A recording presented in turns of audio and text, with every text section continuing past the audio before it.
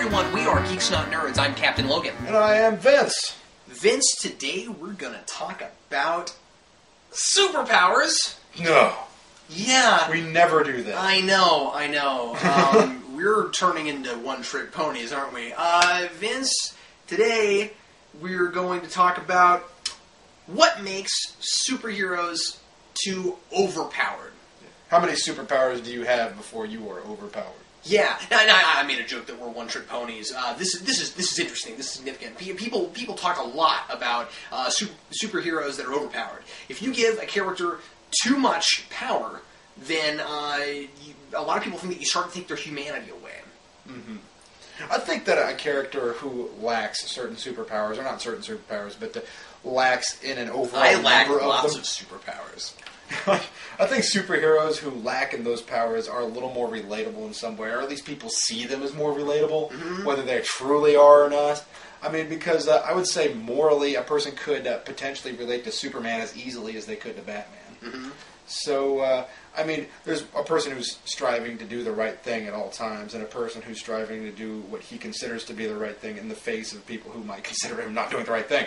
So, we have this. What's really interesting when it comes to Superman is that is the perceptions of how we see Superman versus what he was originally intended. You know why Siegel and Schuster came up with Superman?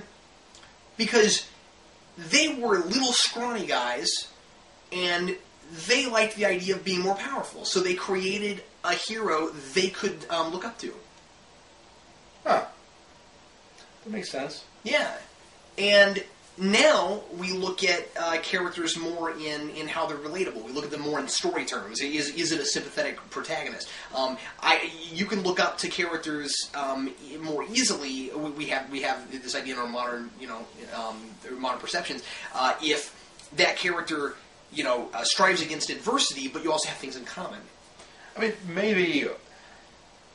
I mean, the idea, the term escapist fiction comes to mind. Yeah, sure. Because if you have a character that the strict purpose of this character is to relate to him, or not to relate to him, but to use him to fantasize about a different life. Sorry. Yeah.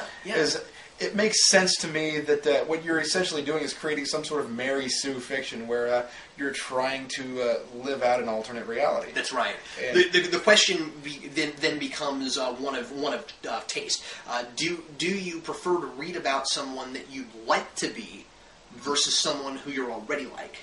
See, I think that those things have kind of blended. They've crossed lines over the period of time because a lot. I would think That's that not a lot that more simple people anymore. would say that they'd like to be Batman over being Superman, or they'd like to be Green Arrow over being or the Flash or something. I don't know. But I'm like, let's just throw out two other people. So is that just but are you just saying that because there's a little bit more of a moral gray area, and they feel like that's a little bit more like what real life is like, or I think that maybe is it just the mystique of those characters versus? I think there is a certain mystique that comes to Batman and not Superman. But I mean, what's interesting is sorry, I didn't mean to interrupt. You go back to the first time Superman was written. You go to his and there was more of a mystique about him. Mm-hmm. Like it's really interesting. I mean, you don't know much about him in that first issue, and he jumps out and he's punching bad guys and he's taken out like underground type bad guys, the kind of people that Batman would generally fight. Well, maybe part of the deal here is that we overestimate Batman's abilities in this current age. Oh yeah, sure we do.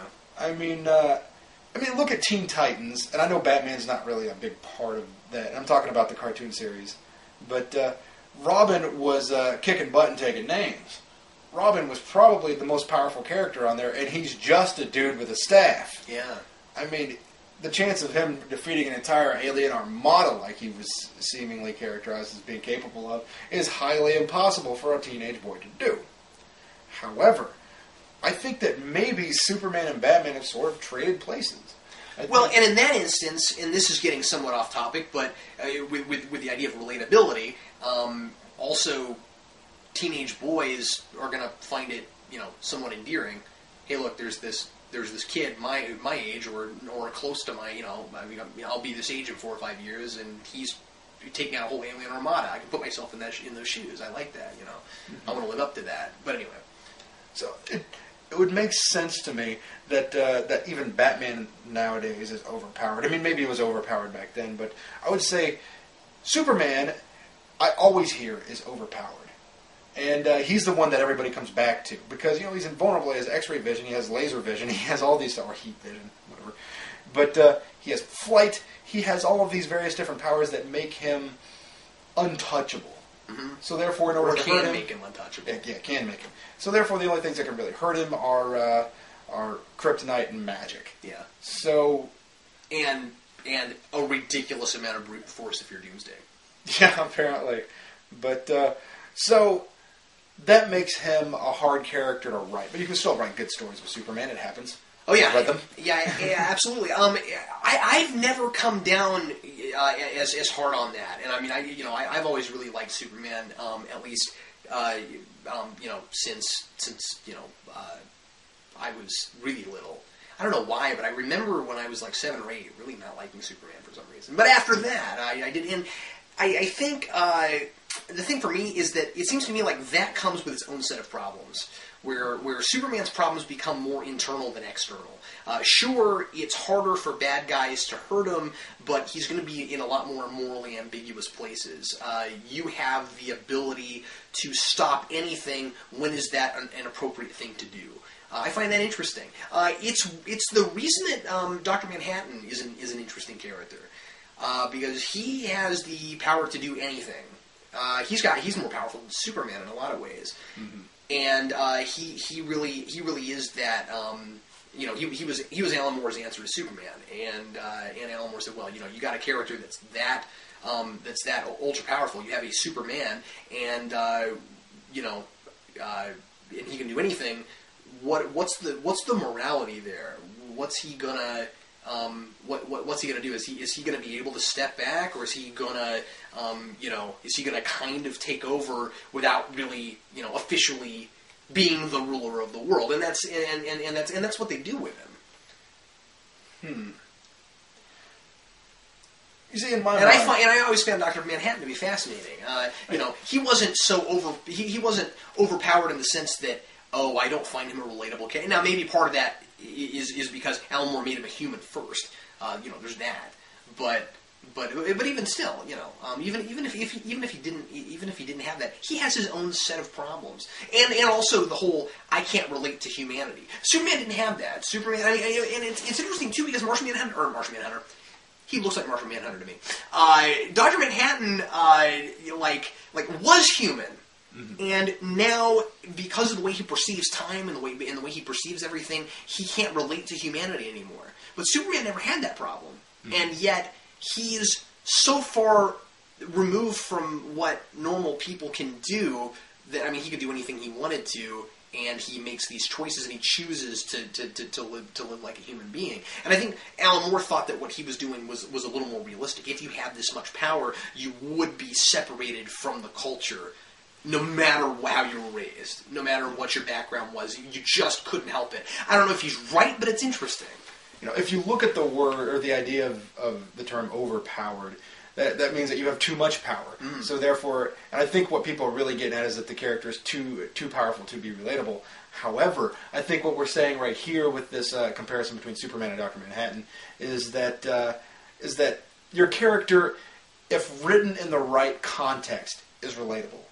It doesn't matter how much power the character has. That's right. You can make your reader sympathize with this particular character, understand what they're going through, and take the hero's journey, whatever that journey happens to be. But so I think what it boils down to is that your character is never overpowerful. But if you make your character extremely powerful, you may have a character that's extremely hard to have any sort of longevity in number of stories that they can participate in. Yeah, it's a lot harder. It's difficult for Superman sometimes to be anything more than a symbol. Superman is, theoretically supposed to be that character that everybody wants to live up to, but nobody can, because they have that kind of power, but, he always makes the right choice, so, people want to live up to that, that kind of thing.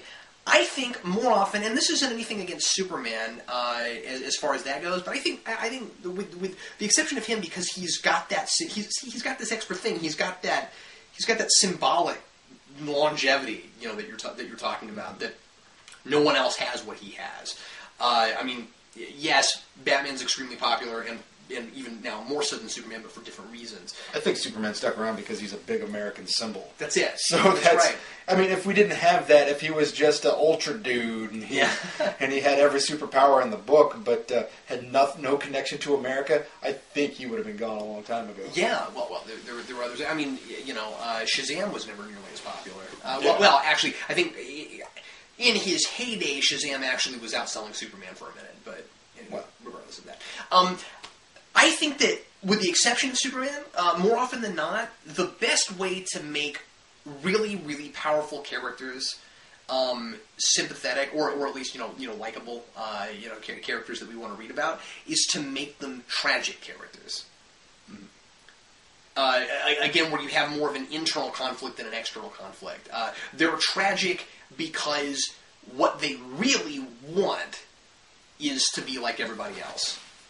And that makes their story interesting because it's sad. I don't know how fitting this is with classic Superman, but in the novelization of Superman Returns, they have... in that Sorry, you read that? No, I'm just aware of parts of it. Oh, okay. But in the scene where Superman's floating above the Earth, listening to people, looking at Earth, they have an inner monologue going for Superman in there, and he's considering just how powerful he actually is in relation to humanity, and he's thinking to himself that he could pretty much destroy this planet, rule this planet, do whatever he wants to do because of how powerful he is, right. And yet he chooses to do these other things because he believes it to be the right thing, even though it does cross his mind. So he's not this Boy Scout who's never considered it. He is this Boy Scout who has considered it. Right. So I think that's interesting because suddenly we see Superman's cards in this book. And not that I read the book, I'm just aware of that part. I had a college professor who said, "Did you read the Superman Returns novelization?" I said, "No, why would I read that?" And then he said, "Well, look at this." And I thought, "Oh, that's kind of cool." Anyway, that's how I know of that. Oh, okay. In the... Marlon Brando's monologue, when we're hearing his message to Kal-El as Kal-El's going to Earth, one of the things that he says is I don't remember word for word, but effectually, you will live among them, but you will never be one of them. Mm-hmm. Do you remember that? He says something to that effect, where you can get as close as you can get, but you're always going to be somewhat removed because of your powers, and you have to be careful because of that. Maybe it's a more clever line than I ever gave it credit for, because in my head I just thought, well, that makes sense. Right, yeah. But maybe... But it's sad, it's a little tragic, and I think that... in fact, earlier I said, with the exception of Superman, I don't know if Superman necessarily is the exception. I think Donner tried to somewhat make him a little bit tragic, right? Mm-hmm. With the way he handled him and Lois, and the idea that he can never tell her because he can never really live. He's always going to be somewhat separated from humans, and that means that he has to put what they need above what he wants. That's a little sad, and that's where he becomes relatable. Maybe by telling Kal-El this, you will be separate from these people. You cannot help it. Maybe by telling him this, what they're essentially doing is planting this idea in his mind where he has to keep considering this. He's like, well I'm separate from these people, but I relate to them. So therefore, he becomes this ultra Boy Scout because he is constantly renewing his efforts to be the best human being that he can possibly be. Yeah, and then we explore the difficulties of that. Mm-hmm. We explore what is it. No matter how powerful you are, what does it do to a person to always have to be perfect?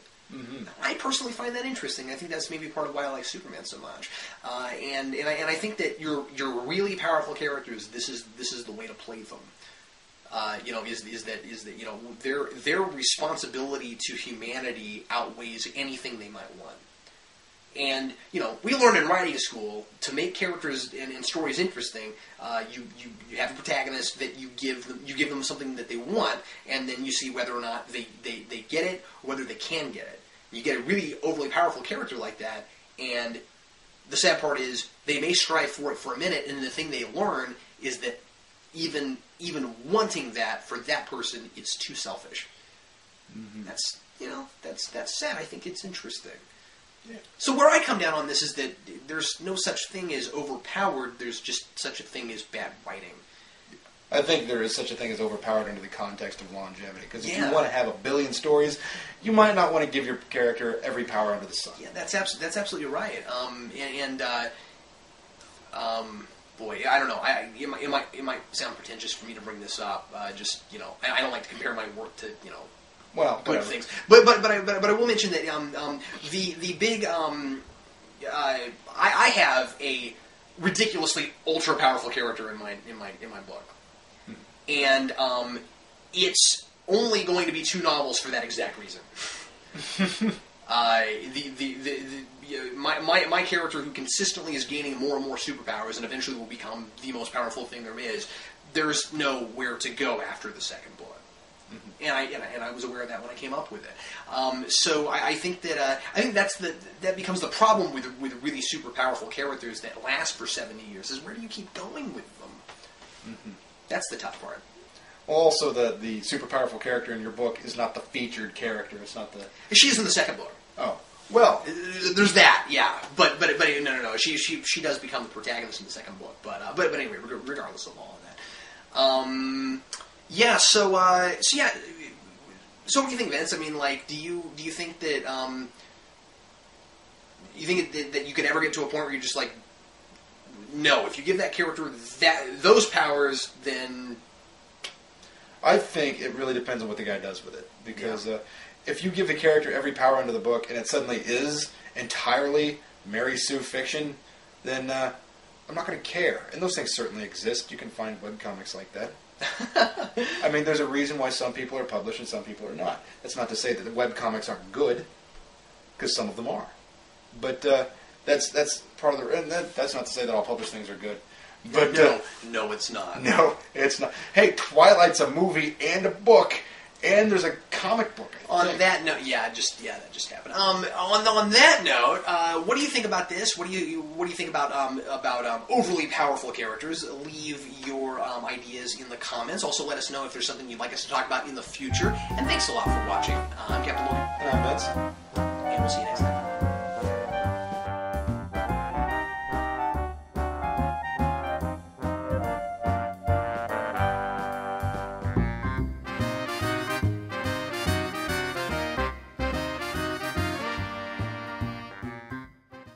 Anyway, here we go. Overpoweredness.